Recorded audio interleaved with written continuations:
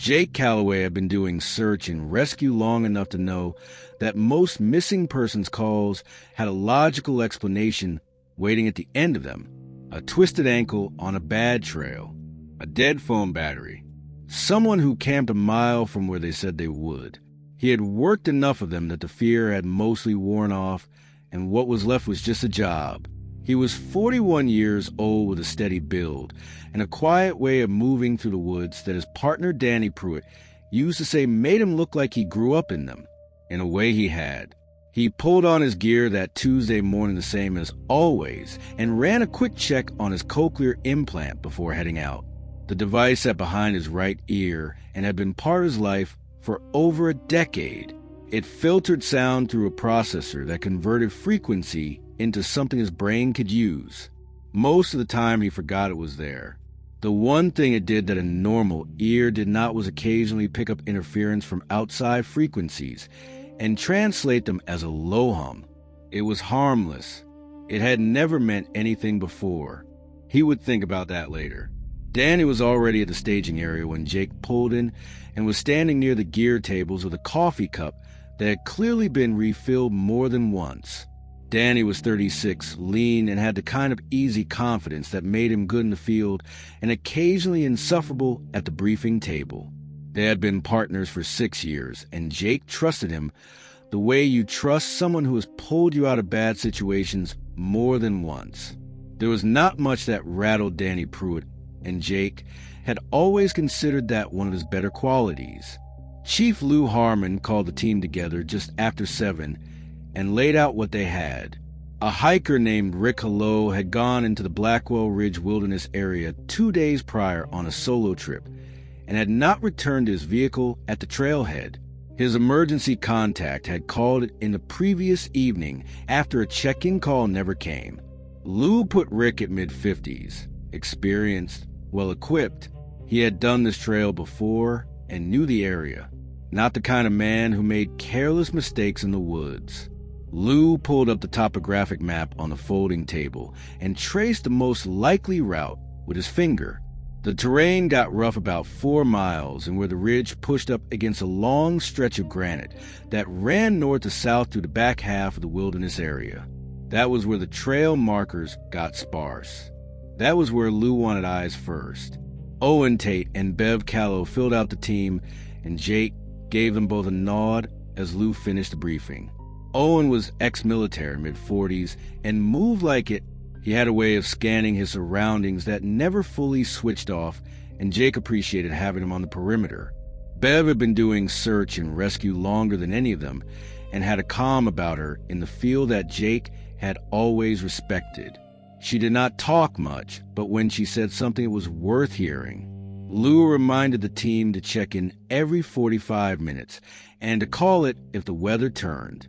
The sky that morning was gray and flat, and the forecast had a window of maybe 6 hours before the ridge was likely to get wet. Jake picked up his pack, and before he left the staging area, he stepped away from the group and called Paula. She picked up on the second ring. He told her it was a standard call, and that he would check in by early afternoon. She told him to be careful the way she always did. He told her he would the way he always did. He meant it the way he always did. He hung up and clipped the radio to his vest and walked to the tree line where Danny was already waiting. The forest at Blackwell Ridge was old-growth Pacific Northwest, the kind of trees that had been standing for 200 and 300 years and had grown so large that the canopy overhead felt less like a sky and more like a ceiling. The air inside it was cooler and heavier with the smell of wet earth and bark that had not seen full sunlight in decades. The canopy closed in tight within the first quarter mile, and the light dropped to something gray and diffused that flattened distance and made the trail feel longer than it was. Jake noticed the quiet early, not the peaceful kind of quiet that a person who spends time in the woods learns to appreciate. The wrong kind. Wilderness always had a layer of sound underneath everything else. Birds at different heights in the canopy. Insects moving through the undergrowth. Wind catching branches and moving them against each other in a way that was never quite the same twice. This forest had none of that, It had the quality of something that had been turned off. Jake mentioned it to Danny, who listened and looked up into the trees, and nodded slowly and said nothing. They pushed on. The trail held for first 2 miles, and then started breaking up the way Lou had described. Owen took point and read the terrain well. Bev tracked the ground for signs of recent passage in 40 minutes, and she found a partial boot print in soft earth near a creek crossing that matched the size and tread listed in Rick's gear inventory. They were on the right line. They crossed the creek and kept moving, and the trail opened into a wide, shallow clearing before the trees closed back in. Jake checked in with Lou and reported position and progress. Lou acknowledged and reminded them about the weather window. Jake kept moving. They found Rick's campsite just under an hour in. It sat in a natural hollow where 2 large rock formations created a partial windbreak. Someone had been here recently. The fire was burning, not smoldering, burning with a steady flame that needed tending in the last hour. The camp stove had a pan on it with the remnants of a meal that had not fully cooled. Rick's pack was propped against the larger of the 2 rocks. His boots were set neatly beside it. His jacket was folded on top of the pack. Jake stood at the edge of the clearing and took it in slowly because the scene had the quality of something paused rather than abandoned. A man did not leave his boots in the wilderness unless something had interrupted him in a way he had not planned for. Owen checked the perimeter and came back with boot prints in the soft earth at the far edge of the clearing leading toward the tree line, and nothing coming back. Bev crouched near the fire and held her palm over the coals, still putting out real heat. They had walked nearly an hour into the wilderness, and the fire was still burning. Nobody said what that meant. They did not need to. Jake moved toward the northern edge of the clearing, and Owen called out from the base of a large cedar about 20 feet in from the clearing edge. He had found something half buried under a thick layer of deadfall and moss. Jake walked over and crouched beside him. It was a canvas pack strap, old canvas, the kind that had not been used in outdoor equipment for a long time, faded nearly colorless and rotted through at one of the buckle points. Bev came over, and a few feet from the strap, she found the rusted shell of a handheld flashlight. The lens was gone. The casing had corroded down to something barely recognizable. Jake turned it over in his hand and set it back down. That flashlight had been in this forest for decades. He looked at the strap and then at the flashlight and then at the rest of the clearing, and the thought that came to him was simple and uncomfortable. Whatever had happened here had happened before. He stood up and put that thought somewhere he could return to later and walked toward the far edge of the clearing, because that was where Rick Hallo was standing. The man was at the tree line with his back to the camp, completely still, not crouching, not moving, just standing with his arms at his sides, facing the dark between the trees. Jake called his name. Rick did not respond. Jake called again and started closing the distance at a steady pace. Rick walked into the trees. Not a run, not a stumble. A slow, deliberate walk like a man following a path he had already decided on. Jake broke into a jog and reached the tree line in seconds and pushed through into the dark beyond the clearing. There was nothing there. No movement. No sound of footsteps on the undergrowth. He swept his headlamp left and right, and the beam caught only trees and fern and the unbroken dark between them. Rick Hallo had walked into that forest and disappeared in the time it took Jake to cross a clearing. Jake stood at the edge of the dark and listened. The hum moved through his implant low and constant, like a frequency the device was receiving but could not fully convert. He had felt it when they first entered the tree line and dismissed it then. He dismissed it again now. Interference from the radios. It had happened before in areas with certain rock formations. He turned back to the clearing where Danny and Owen and Bev were watching him and told them to gear up because Rick was moving and they needed to move faster. He did not mention the hum. He did not mention the old pack strap or the corroded flashlight or the fire still burning an hour into the wilderness with no one tending it. He just told them to move and led them into the trees in the direction Rick had gone, and tried to ignore the way the hum in his implant seemed to grow just slightly steadier the deeper into the forest they walked. The trees here were older than anything near the trailhead, and the undergrowth was thicker in a way that slowed progress to something deliberate. Every step had to be placed. Every branch had to be moved. The light was worse than it had been in the first mile, and Jake's headlamp was doing more work now. He kept his eyes on the ground in front of him and on the spaces between the trees ahead. Danny moved up beside him and matched his pace without being asked. That was one of the things Jake had always appreciated about Danny Pruitt. He did not need to be told what the situation required. He could read it and move accordingly. Behind them, Owen was keeping Bev in his line of sight, and Jake was glad for that, because the clearing had unsettled her in a way she had not quite shaken. She was still moving well, still professional, but something had shifted behind her eyes when she saw those boots sitting there beside the pack, and Jake had noticed it. He would check on her at the next rest. For now, he kept walking and kept listening and kept noticing the way the hum in his implant held its low, steady note, like something that had been waiting a very long time for someone to finally come close enough to hear it. He thought about the boot prints that led to the tree line and did not come back. He thought about Rick standing still at the edge of the clearing like a man who had already made a decision before anyone arrived to stop him. He thought about the fire burning an hour deep into the wilderness and the flashlight that had been rusting in the undergrowth since before any of them were old enough to carry a pack. He filed all of it and kept walking and kept his eyes on the dark ahead and kept following the direction Rick had gone, because that was a job, and the job was the only thing that made sense right now. The trail Rick had taken into the trees was not really a trail at all.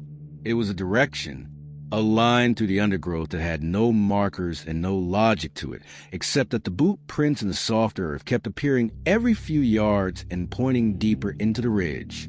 Jake followed them and the team followed Jake, and nobody talked much because the forest had that quality to it that made conversation feel like the wrong thing to do. The quiet was still there. The same dead, switched-off quiet that had been sitting over the whole area since they entered the tree line that morning.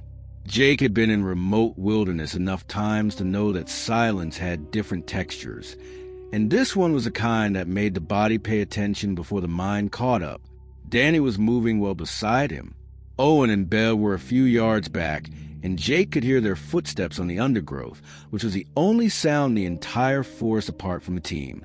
No birds, no insects, not even wind.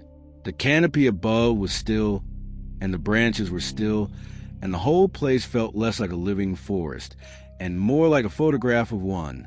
They pushed on for another 20 minutes before Bev spoke up from the back of the group. She said it quietly and without alarm, but the word she used was enough to stop everyone. She said, "Look." Jake turned and looked where she was pointing. Through a gap in the trees to their left, the ridge opened up slightly, and there was a narrow meadow running along the base of the granite formation that ran through the back of the wilderness area. The rock face rose maybe 30 feet at its highest point, dark gray stone covered in moss and lichen with deep vertical fissures running through it. It was a kind of geological feature that showed up on topo maps as a contour line with no further detail. What was moving along the base of the meadow was harder to explain. A group of deer, 8 or 10 of them running hard in a tight group away from the ridge, not bounding the way deer move when they're startled by a noise, running flat and fast the way animals run when something has frightened them at a level below thought.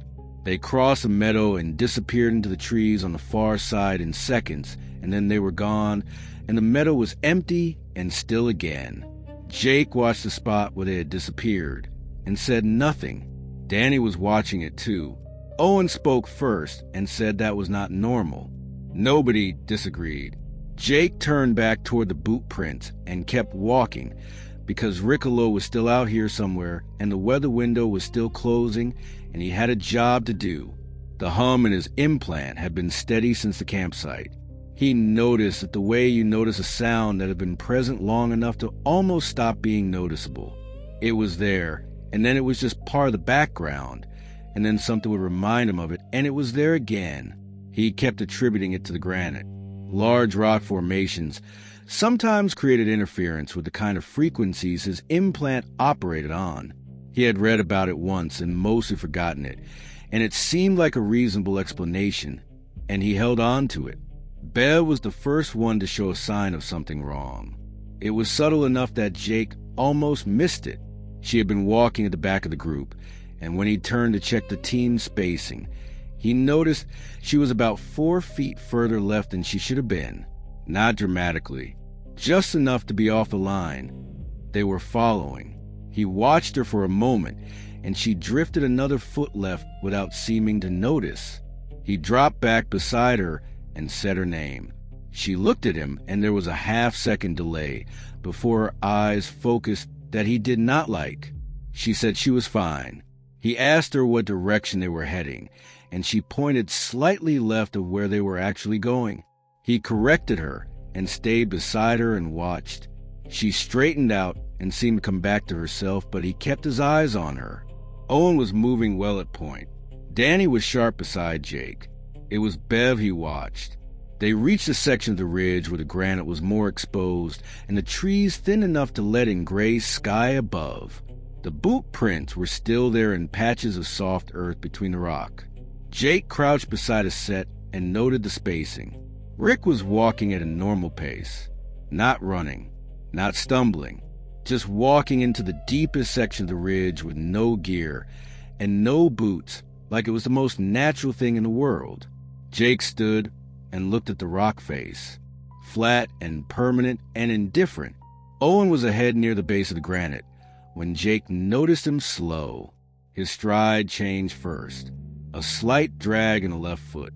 Then his head turned toward the rock face at a small angle that had nothing to do with looking at anything in particular. Jake moved up beside him and said his name. Owen did not respond. His eyes were open but not focused on anything Jake could see. Jake stepped in front of him and put both hands on his shoulders and said his name sharp and direct. Owen kept walking with the pressure behind him that Jake had not expected. He planted his feet and pushed back with his full weight and said Owen's name 3 more times before Owen's eyes changed. The focus came back slowly. Owen looked at Jake with the expression of a man who had just been woken up somewhere he did not recognize. He asked what happened. Jake asked what he remembered. Owen said he had been walking, and then Jake was in front of him, and that was all he had. No memory of stopping. No memory of turning. Jake looked at the direction Owen's head had been facing. The rock face. He looked at the hum sitting steady in his implant, and for the first time he did not dismiss it. He filed it. He kept his hand on Owen's arm and looked back at the rest of the team. Danny had closed the gap between them and was watching Owen with the expression of a man who was taking something seriously that he had not taken seriously 20 minutes ago. He caught Jake's eye and gave a small nod. Jake pulled Owen back into the group and put Danny on his other side and told them both to keep moving and keep close. He did not say what he was thinking. He was not ready to say it out loud yet. They covered another 100 yards with Jake watching Owen and Danny watching Bev, and the forest staying silent around all of them. Then Bev drifted again, not the subtle 4-foot drift from before. She walked off the line by 10 feet before Jake caught it, and when he dropped back to her and said her name, she did not respond on the first call or the second. Danny got in front of her and blocked her path, and she stopped walking, but her eyes stayed fixed on the rock face to their left. Jake stepped beside her and keyed his radio. He called Lou and reported that 2 team members were experiencing disorientation, and that Rick's trail had gone cold at the granite formation. Lou asked if it could be a gas pocket or altitude. Jake said possibly, and that he wanted Lou to know before they pushed further. Lou told him to use his judgment on whether to pull back. Jake said copy and clicked off. He looked at Bev. She was still facing the rock face with her eyes open and her arms loose at her sides, and her expression was one he had not seen on her face in all the years he had known her. Blank, absent, like the person who lived behind those eyes had stepped out for a moment and left everything else running. Danny said her name again, and this time her eyes shifted. The focus came back the same slow way Owens had. She looked at Danny and then at Jake, and then at the trees around her, and Jake could see the moment the confusion set in. She asked what happened. Jake told her she had stopped walking. She looked at the rock face and then back at Jake and said nothing.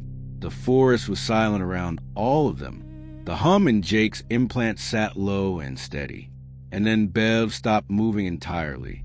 She was standing in the middle of the trail, and her head was turning slowly toward the rock face with blank eyes, and her water bottle dropped from her hand and hit the ground, and she did not look down at it. Jake moved to her immediately and stepped into her line of sight and put both hands on her arms and said her name twice. The first time got nothing. The second time her eyes shifted, but the focus did not fully return. She was looking at Jake, but not quite seeing him. He held her by both arms and kept himself between her and the rock face and talked to her in a steady voice until her eyes cleared enough that he could see she was back in there. She blinked and looked around and asked what was happening. Jake told her she had drifted and that it had happened twice now, and that he needed her to stay close and keep her eyes off the granite. She nodded, but the nod had the quality of a person agreeing to something they were not entirely sure they could deliver. Owen was standing a few yards back with Danny beside him, and both of them were watching Jake and Bev, and neither of them looked like they wanted to be standing anywhere near this section of the ridge.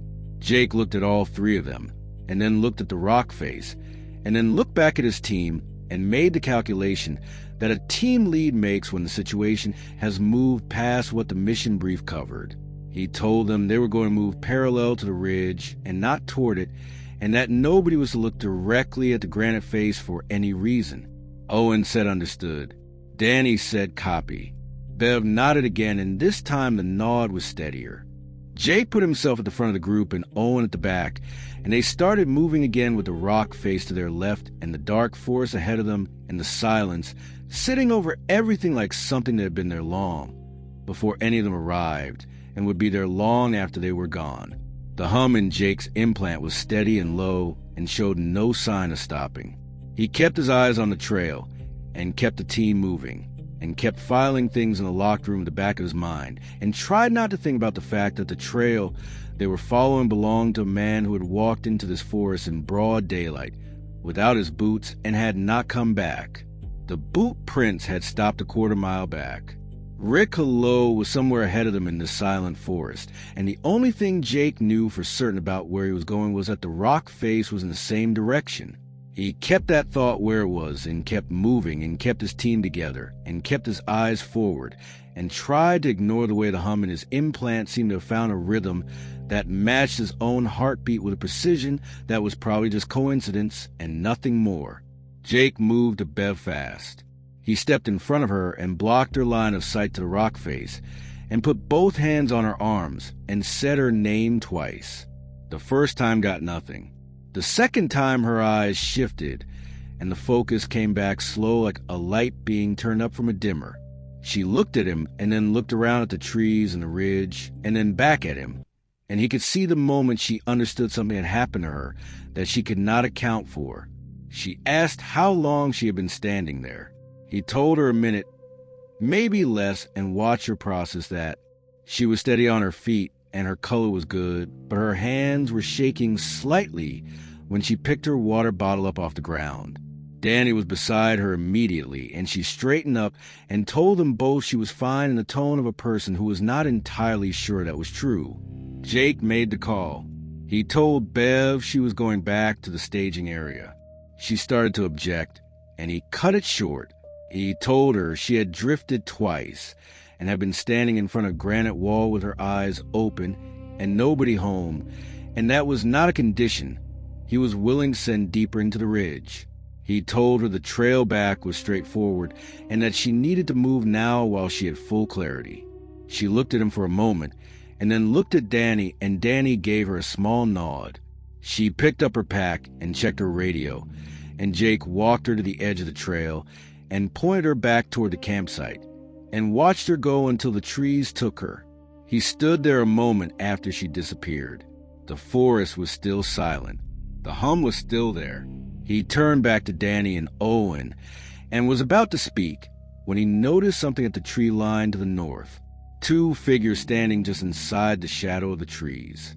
Still, watching. Jake's hand went to his radio before he processed what he was seeing. They were older, a man and a woman. The man was tall with white hair worn loose, and he stood with a stillness that was different from Bev's blankness. This was intentional. Chosen. The woman beside him was smaller and had her arms folded and was watching Jake with an expression that was not unfriendly, but was not warm either. It was the expression of someone who had been expecting this conversation for a long time.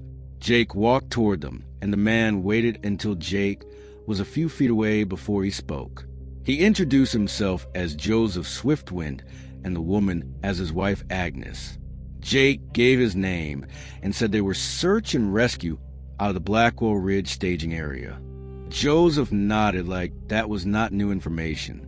Jake asked if they had seen anyone come through this area in the last 2 days. Joseph said they had seen many people come through this area. He said it in a way that made Jake pause. He asked Joseph what he meant, and Joseph looked past him toward the granite face and was quiet for a moment before he spoke again. He said his people had a name for this section of the ridge that translated roughly to the place that calls. He said the story had been passed down for many generations. He said the spirits that lived behind the stone were not from this world. They came from somewhere else, and they had been here since before anyone could remember. He said they called the people using a song that could not be heard the way normal sound was heard. It worked on something deeper, something underneath hearing. He said animals always knew before people did. They felt the song before it reached a level humans could register, and they ran, because that was the only right response to it. He said when a person started hearing it, they described it differently depending on who they were. Some said it was beautiful. Some said it was like remembering something they had forgotten. Some just said it felt right in a way nothing else ever had. He said all of them followed it eventually. He said once a person started hearing the song, the only reliable sign that it was active was the animals leaving. When the animals left, a person should leave with them. Jake listened to all of it. He stood in the shadow of the old trees and listened to Joseph Swiftwind tell him a story that was generations old about spirits behind a rock face in the wilderness. And he was respectful because the man deserved respect and because some part of him recognized that Joseph was not telling him this casually. But he was also a search and rescue volunteer with a missing hiker and 2 team members to manage. And the part of his thinking that ran on logic and documentation was already building alternate explanations before Joseph finished speaking. Mass disorientation from low oxygen pockets in certain terrain features. Infrasound from geological activity affecting the inner ear. He had read about both. They were documented. He thanked Joseph and meant it and told him his information would be passed along to the team lead at the staging area. He turned to go. Agnes spoke. She said it quietly and without any particular urgency, and that was part of what stopped him. She said the ones who went and did not die. She said they were taken somewhere else. She said the door only opened for those who heard the song. Then she said the thing that stayed with him. She said there was one recorded account in their oral history of a man who stood at the open door and did not go through.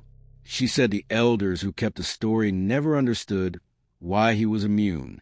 They only recorded that he came back and that he described the door and what was inside it and that he was never the same after.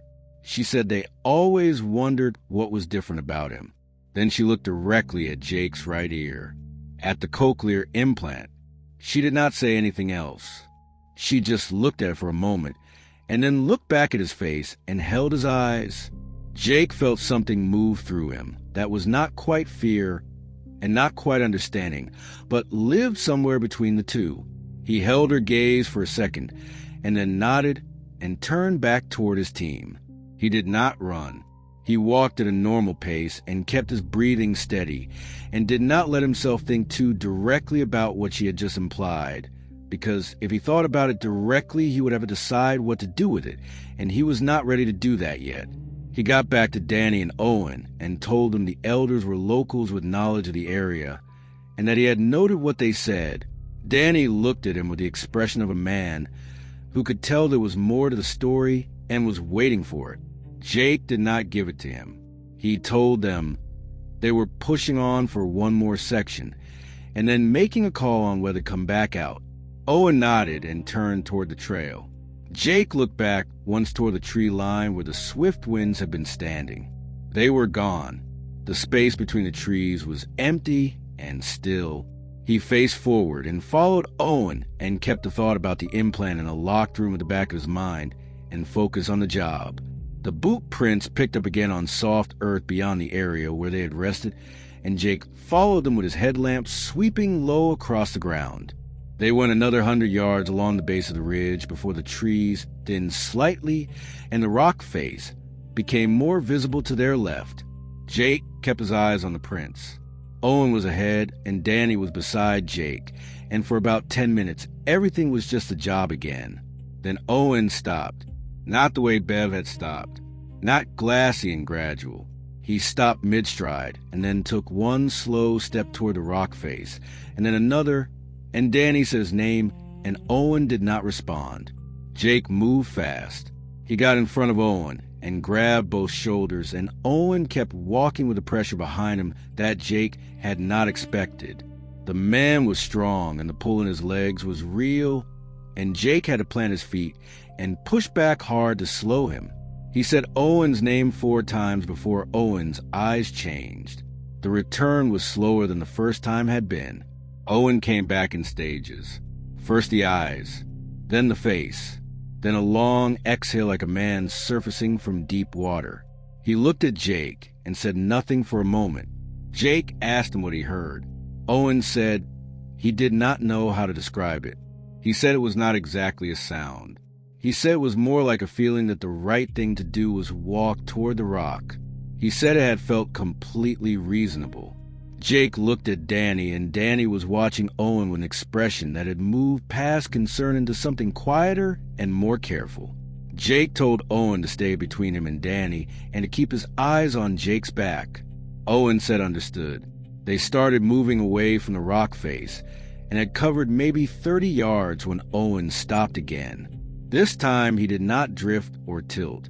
He simply turned and walked directly toward the granite at a steady, deliberate pace, like a man who had somewhere to be. Jake and Danny both moved at the same time. They caught him before he made 10 yards, and it took both of them to turn him. Owen did not fight them. He walked with the calm, steady pressure of a man who was entirely certain about where he was going and had no particular interest in being redirected. They got him turned and moved him fast, and after 50 yards of distance, Owen surfaced again with the same disoriented look and asked what had happened. Jake told him, and Owen looked back toward the rock face, and Jake put a hand on his chest and told him not to look at it. Owen faced forward.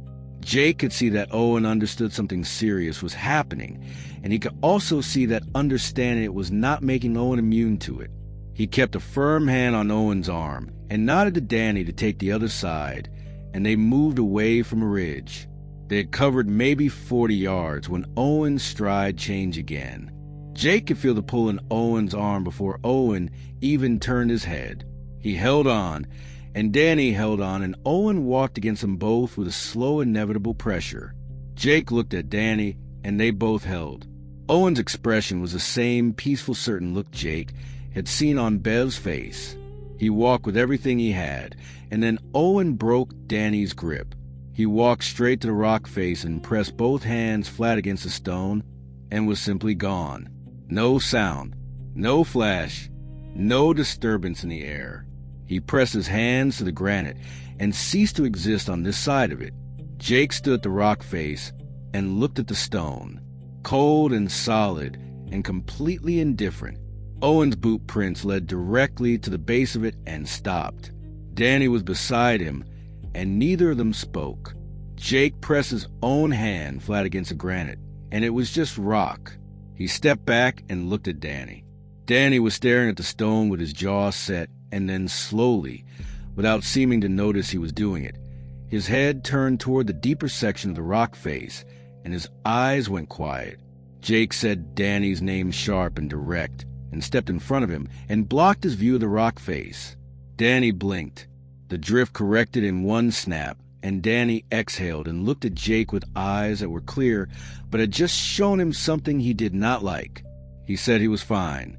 Jake kept his hand on Danny's shoulder for another moment and studied his face.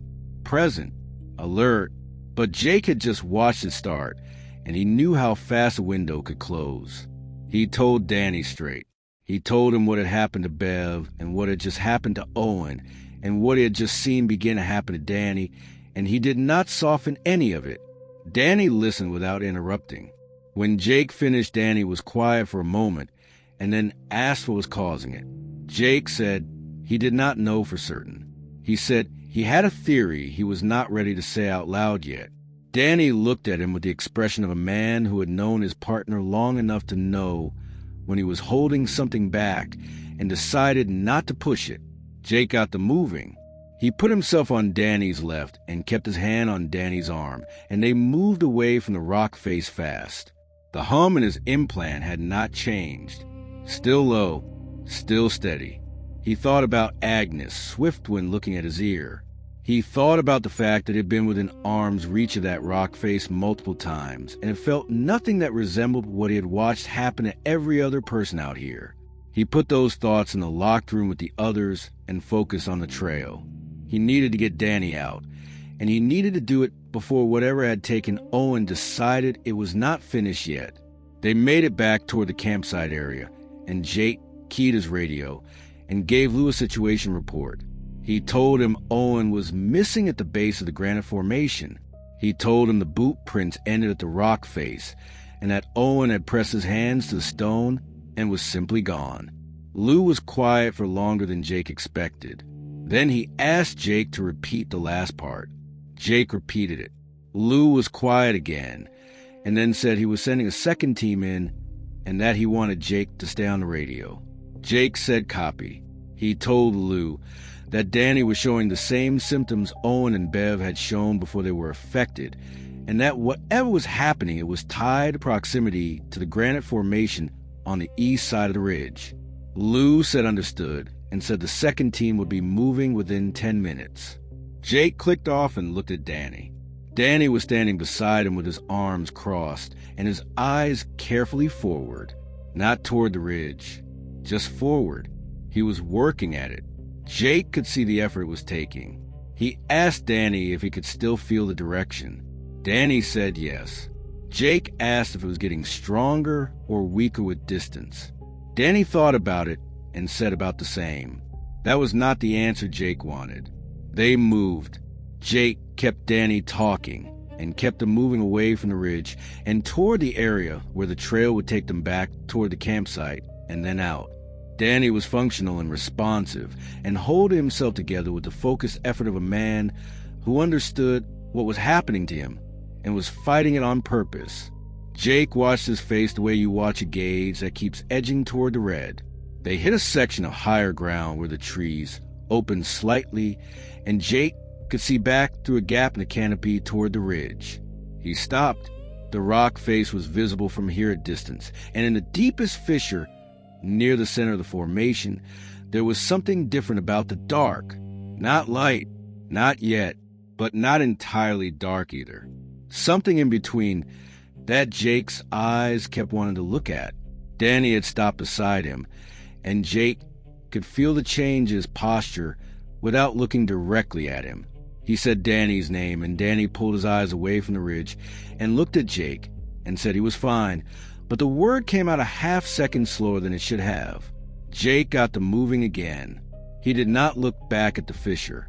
He did not tell Danny what he had seen in it. They reached the campsite clearing. and Jake stopped the team there to wait for the second team and to let Danny rest and drink water. The fire was cold now. The pan on the stove was cold. Rick's pack and boots were still there beside the rock where he had left them. Jake looked at those boots for a moment and then looked at the trail ahead, and then looked at Danny, who was sitting on a log near the dead fire with his jaw set and his eyes forward and his hands flat on his knees like a man holding himself in place by sheer will. Jake crouched beside him and asked how he was doing. Danny said the direction feeling was still there.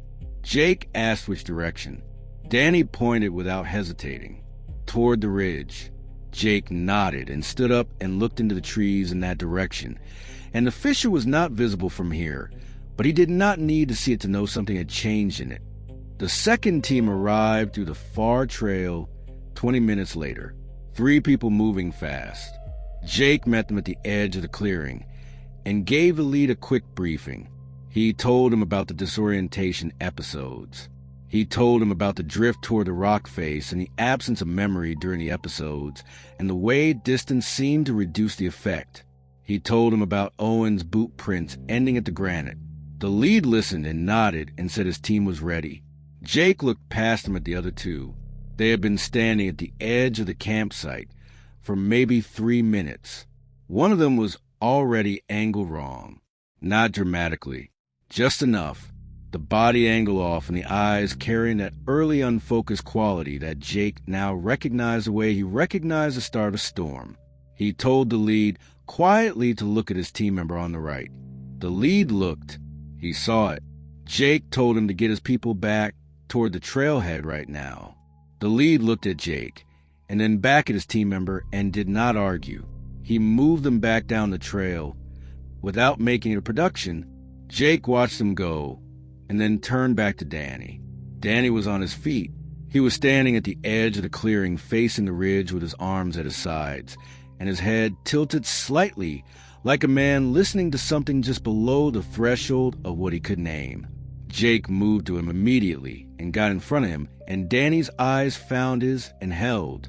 He was still in there, still present, but the pull was visible on him now in a way it had not been before.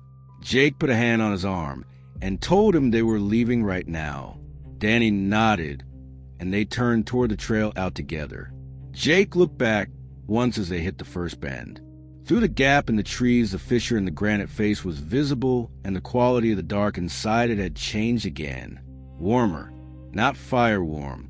Something that had no reference point in anything Jake had encountered before. It was a kind of light that did not belong in a rock face in the middle of a wilderness area, and it was growing. The trees around the formation were picking it up faintly at their bases. Jake faced forward and kept moving, and kept his hand on Danny's arm, and did not look back again. Somewhere behind them on the trail that led back toward the campsite, the hesitating second team member was no longer where Jake had last seen him standing. Jake moved fast with Danny on the trail out from the campsite, and kept his eyes forward and kept Danny talking. He asked Danny about the truck he had been thinking about buying, and Danny answered in sentences that were a little slower than normal, but were sentences. He asked about a fishing trip they had talked about taking, and Danny said something about the timing, and Jake said yes and kept them moving. The conversation was not the point. The point was keeping Danny's mind occupied with something that was not the direction his body kept wanting to go. It worked for the first 10 minutes. Then Danny slowed without meaning to. His stride shortened, and his head began to turn in small degrees back toward the ridge. Jake said his name, and Danny corrected and picked up the pace and said he was fine. Jake tightened his grip on Danny's arm and kept moving. He could feel it in Danny's arm now. A subtle resistance that had not been there 20 minutes ago. Not fighting. Not yet. Just a slight constant lean in the wrong direction, the way a compass needle pulls toward north regardless of which way you point it. Jake kept them moving and kept talking and kept his eyes on the trail and tried not to think about the fact that he was the only person who had walked into this section of the ridge and walked back out under his own power, without anyone holding on to him. He tried not to think about Agnes Swiftwind's eyes moving to his right ear and staying there. He tried not to think about what that meant. He filed it with everything else in the locked room and kept moving because the tree line was ahead of them somewhere, and Danny was still beside him, and that was what mattered right now. The trail curved through a low section where the ferns were thick on both sides, and the light was poor, and Jake's headlamp caught the path in a narrow beam, and he kept his eyes on it, and kept his feet moving, and kept Danny's arm in his hand, and kept going. The glow behind them was visible even from here now. Not the fissure, the trees. The bases of the trees on the ridge side of the trail were faintly lit from behind by something that was not the sky, and was not fire, and was getting brighter at a rate that Jake did not want to think about. He did not tell Danny. He did not need to. Danny was facing forward, but Jake could see the muscles in Danny's jaw working, and could feel the lean in his arm increasing with every step, and knew that Danny could feel it too, whether he was looking at it or not. Jake said his name again. Danny said he was fine again. Jake did not believe him, but kept moving because fine was all they had, and the tree line was still ahead of them, and he was not done yet. Danny stopped, both feet planted in the middle of the trail with his body already rotating back toward the ridge. Jake stepped in front of him and put both hands on his face and made him look directly at him. Danny's eyes found his and held, but the hands that came up against Jake's chest had real pressure behind them. Jake told him to stay with him. Danny said he was trying. He held Danny's face until the pressure eased, and Danny exhaled and said, "Okay." Jake got them moving again immediately. He kept them moving and kept his hand on Danny's arm and kept his eyes on the trail ahead. Danny's head turned again. Jake said his name. Danny corrected. They kept moving. Jake looked back once, and the glow behind them through the trees was bright enough now to cast faint shadows at the bases of the trunks on the trail behind them. He faced forward and did not look back again. The trail ahead of them was the same trail. They had walked it on, but it felt different now. Narrower. The trees pressing closer on both sides. The dark heavier than it had been even an hour ago. Jake kept his hand on Danny's arm and pushed their pace hard, because hard was what the situation required. Danny was moving. His feet were on the trail, and his eyes were forward, and he was putting distance between himself and the rock face, and that was what mattered. Jake did not look back at the glow. He did not need to. He could see in the way the trees behind them held faint light at their bases, and he could feel it in the way Danny's arm kept finding reasons to resist. They covered the first 100 yards at a near jog, and Jake felt Danny's stride ease slightly as the distance grew. The resistance in his arm dropped a degree. His breathing slowed from something tight to something that was at least functional. Jake kept him moving and did not slow down. He did not go back for the second team member. He had made that decision when the man disappeared, and he had not unmade it. There was nothing he could have done, and he knew it, and he kept moving. Danny spoke first. He said the direction, feeling was still there, but it was quieter, like it was coming from further away. Jake said that was good, and meant it, and kept him at pace. He asked Danny questions to keep him present. Simple things. What he had for breakfast. Whether he had called his brother back yet. Danny answered in short sentences that got slightly longer the further they got from the ridge. That was a good sign. Jake filed it and kept moving. He keyed his radio without slowing and called Lou. He told him to keep everyone away from the east ridge and the rock face entirely. No second teams. No search parties. Nobody within a half mile of that granite formation until he was back at the staging area and could brief Lou in person. Lou asked about the second team. Jake said 2 of the 3 were out and 1 was not, and to put that in the report and keep everyone else back. Lou said copy, and Jake clicked off and kept moving. They hit the section of lower trail where the ferns were thick and the ground was wet, and Jake's boots were soaked within 30 steps, but he did not slow down. Danny was beside him and still talking when Jake asked him things, and that was enough. They made it another quarter mile, before Danny stopped. No warning, no lean, no gradual turn. He stopped walking mid-stride and turned back toward the ridge at full walking pace like a man who had just remembered where he was supposed to be going. Jake caught him in 4 steps and grabbed both arms, and Danny pulled against him with a strength that was more than it had been at the campsite. Not aggressive, not panicked, just certain. The certainty of someone who had somewhere to be and could not understand why they were being held. Jake planted his feet and held on and said Danny's name until the eyes changed. It took longer than before.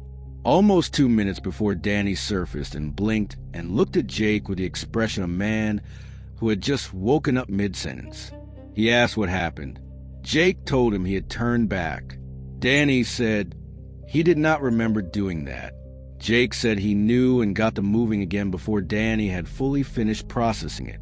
He kept his grip on Danny's arm and kept talking and kept moving and did not give either of them time to stand still.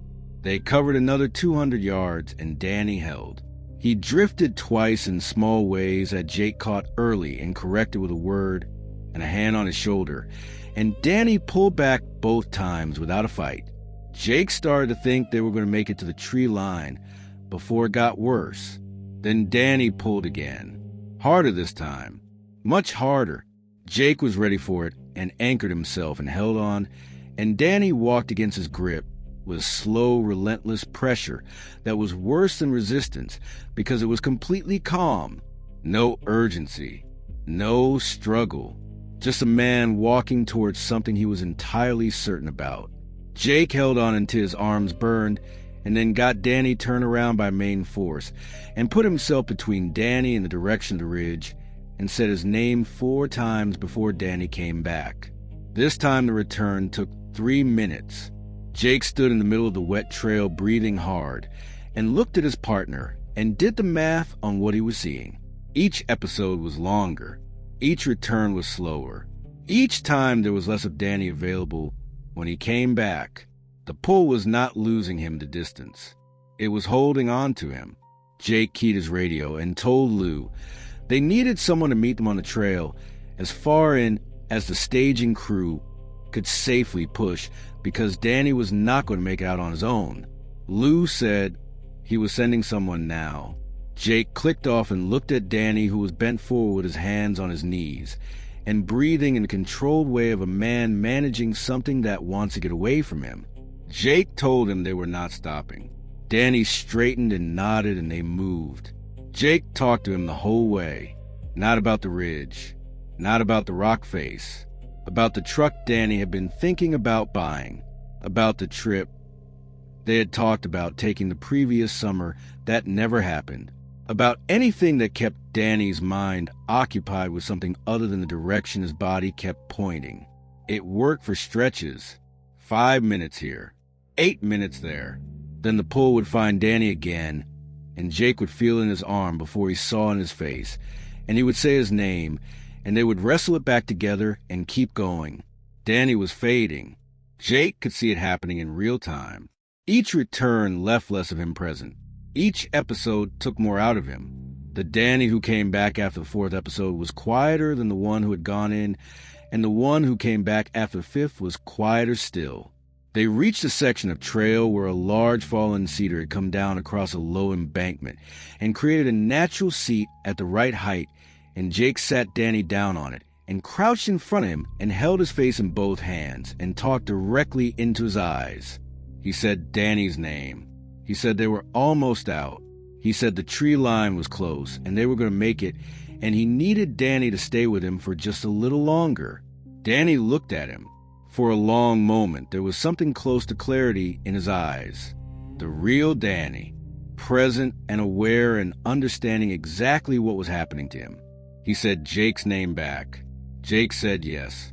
Danny held his gaze for another moment, and then slowly, without drama, without urgency, his eyes moved to the left and his head began to turn back toward the direction of the ridge, and whatever clarity had been there went somewhere else.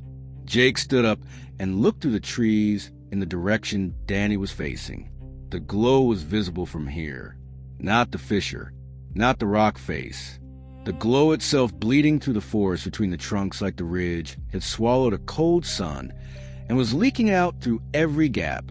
Jake had known it was building, but seeing it from this distance was different from knowing it. Danny stood up from the log. Jake grabbed his arm, and Danny walked against the grip without breaking stride. Jake held on with both hands, and Danny kept walking, and Jake's boots dragged across the ground, and Danny kept walking. Jake got in front of him, and Danny walked around him. Jake got in front of him again, and Danny walked around him again with the patient, unhurried certainty of someone who had all the time in the world and knew exactly where they were going. Jake grabbed him from behind, and Danny walked and dragged him, and Jake could not stop it. He held on anyway. He held on and dug in and talked and said Danny's name, and none of it reached anything.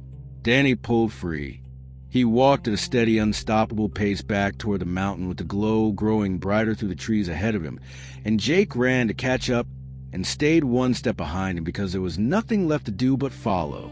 Jake kept pace with Danny through the dark and watched the glow intensify through the trees with every step and tried to think of something he had not tried yet. He had tried talking. He had tried physical force.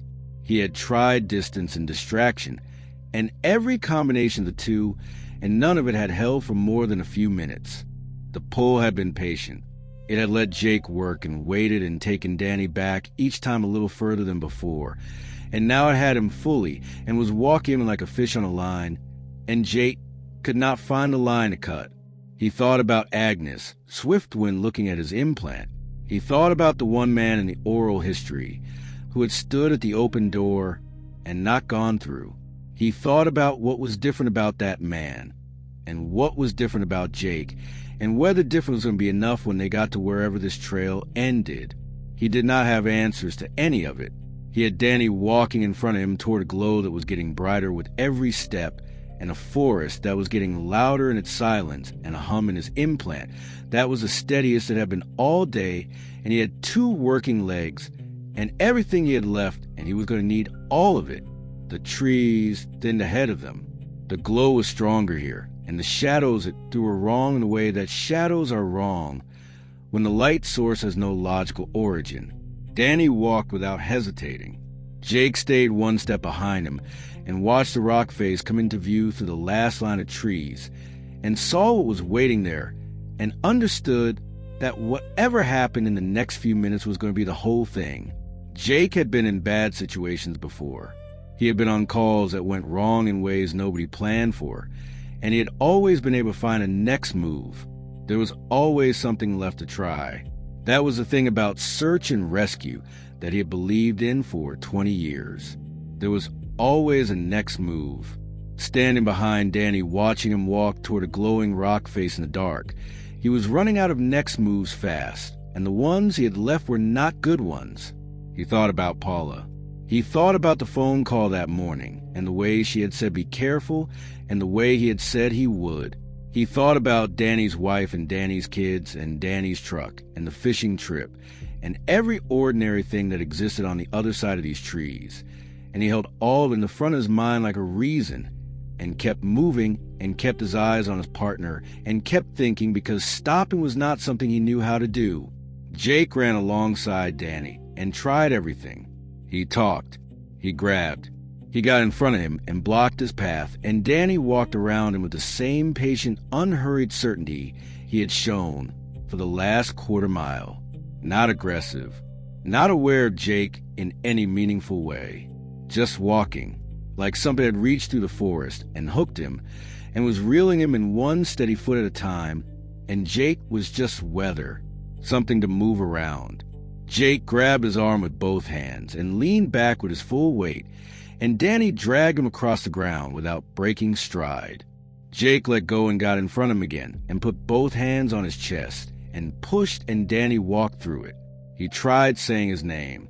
He tried shouting it.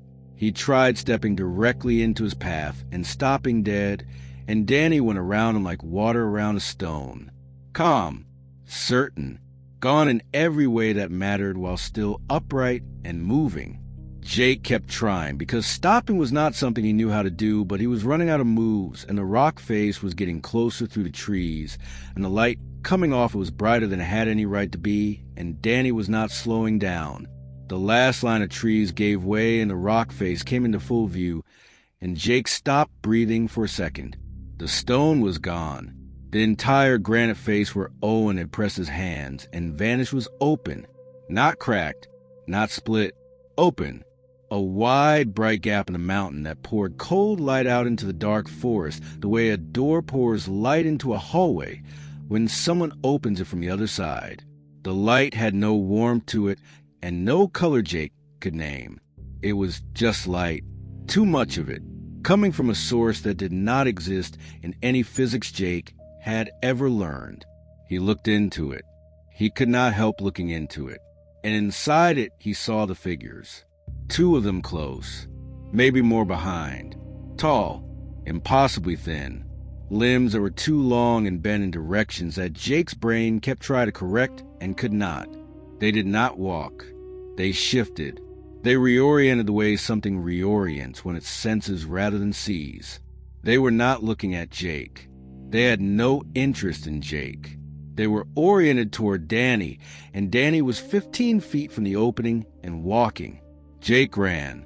He got around Danny and planted himself directly in the path, and Danny walked into him and through him, and Jake grabbed him and held on, and Danny kept walking, and Jake's boots dragged across the ground, and the opening was 10 feet away, and the light was everywhere, and Jake could feel the heat of it. That was not heat, and Danny took another step, and Jake made the decision. He released his grip and let Danny get 1 step ahead, and then closed the distance and hit him from behind with everything he had.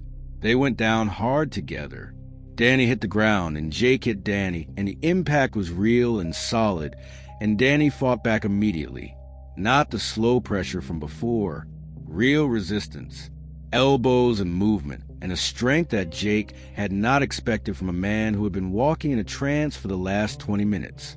They went back and forth on the ground at the base of the open mountain with the light pouring over both of them, and Jake held on, and Danny fought, and Jake held on, and Danny fought, and Jake held on. He got the angle he needed, and he used it, and Danny went still.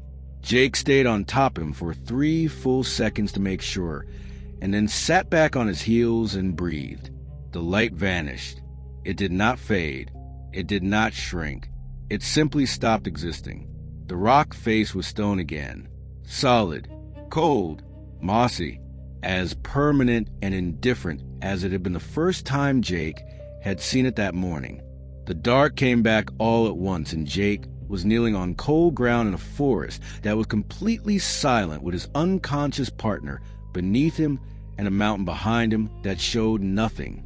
No light, no opening, no figures, just granite. Jake sat back and looked at the rock face for a long moment.